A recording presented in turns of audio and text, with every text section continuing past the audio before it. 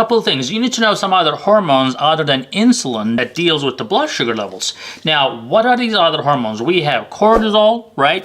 We have adrenaline. Have you ever wondered how sugar interacts with your body during exercise? Can sugar actually be beneficial when you're working out? And how does your body handle sugar during intense physical activity? So how does it work? When should you eat sugar for maximum benefit? Let's explore exercise and sugar. When sugar can actually be a good thing and unlock the potential of sugar in your fitness journey. But before starting, make sure to give this video a thumbs up and subscribe to our channel so you never miss out on videos like this. What is sugar really? Let's break it down. Are all sugars created equal? Many of us are familiar with table sugar, but did you know there's a whole science behind it? In biology, when we talk about sugar, we often refer to simple carbohydrates, monosaccharides, and disaccharides. Mono means one, di means two, and saccharide means sugar. Monosaccharides like glucose and fructose are single molecules, while disaccharides are made of two monosaccharides bonded together. For example, table sugar is sucrose, which is a disaccharide made of glucose and fructose. But here's the catch: your body can't absorb sucrose directly. Instead, it relies on an enzyme in your digestive system to break it down into glucose and fructose before it can be absorbed. So the next time you enjoy a sugary treat, remember, your body has to work to process that sugar before it can put it to use. The journey of sugar through your body, from mouth to muscle. Have you ever wondered what happens to sugar once it enters your body? After consuming sucrose, it travels through your digestive tract, starting in the stomach, before reaching the duodenum, the first part of the small intestine. There, the enzyme sucrase breaks down sucrose into glucose and fructose.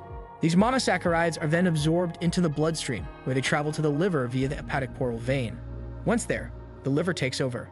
Whether it's glucose, fructose, or galactose, another sugar from dairy, the liver quickly converts them into glucose. This conversion is essential because glucose is the form of sugar your body uses for energy. So no matter how you get it, whether from fruit, sugary treats, or vegetables, your body will always convert it to glucose. Insulin, the key to unlocking energy from sugar.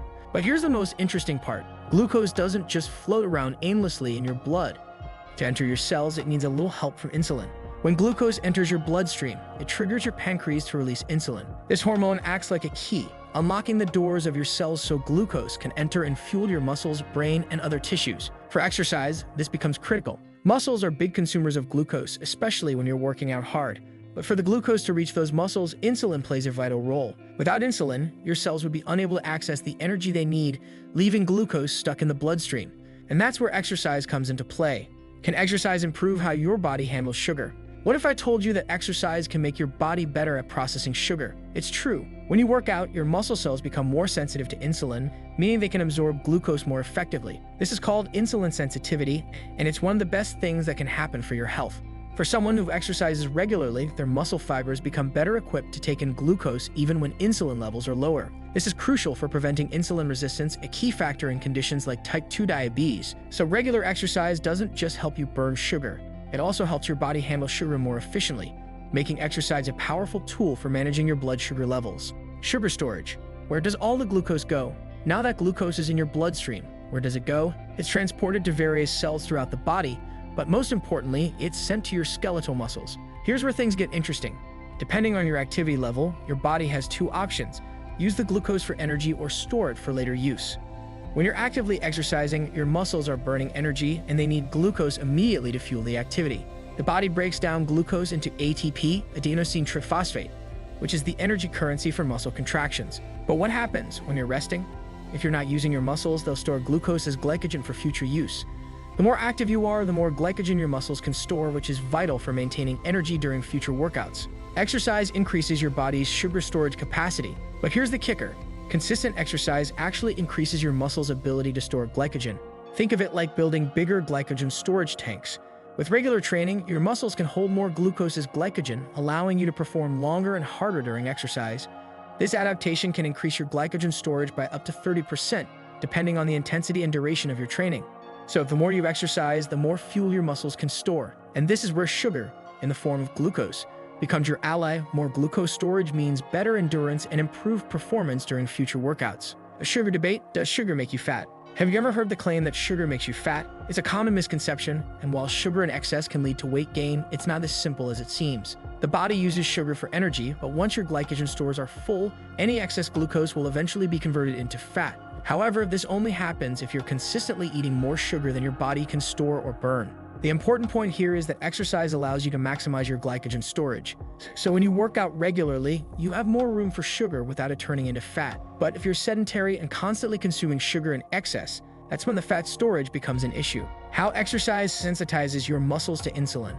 What happens when you exercise? Beyond burning calories and improving fitness, exercise increases the sensitivity of your muscles to insulin. This means that even if you don't have a perfect diet, exercise can help ensure that your muscles efficiently take in glucose without needing as much insulin. In other words, regular physical activity helps your body regulate sugar in a much healthier way, but there's more to it. Even after exercise, your muscles remain sensitive to insulin for a period of time.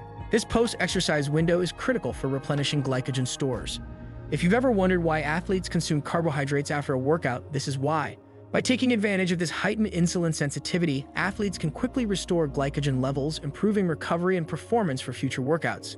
The importance of timing post-exercise carb intake. So how does sugar fit into post-workout recovery? After a tough workout, your muscles are depleted of glycogen and they're primed to accept glucose. During the 1 to 2 hour window following exercise, your muscles are particularly sensitive to insulin and they're more likely to absorb glucose quickly. This is the perfect time to consume a carb-rich meal or snack to refill your glycogen stores and help your muscles recover. Interestingly, adding protein to your post-workout meal can also help speed up the replenishment of glycogen.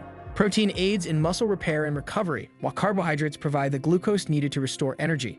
So if you want to maximize your recovery, consider having a balanced meal with both carbs and protein after exercise. The exercise and sugar are allies, so is sugar really all that bad? The answer is not as clear-cut as you might think. When consumed in moderation and used strategically around exercise, sugar can actually enhance your performance and recovery. The key lies in understanding how your body processes sugar, how exercise improves insulin sensitivity, and how to time your sugar intake to optimize your workouts. By incorporating regular exercise into your routine, you can enhance your body's ability to handle sugar, store it as glycogen, and use it for energy. This can help improve endurance, recovery, and overall performance, making sugar a valuable ally in your fitness journey. So, what do you think? Could you imagine the positive impact these insights could have on your fitness routine? The relationship between sugar and exercise is more complex than we thought, and it's clear that sugar, when handled correctly, can be an asset to your performance. Which part of this surprised you the most? Drop your thoughts below and don't forget to like, share, and subscribe to watch more videos on how to optimize your health and fitness.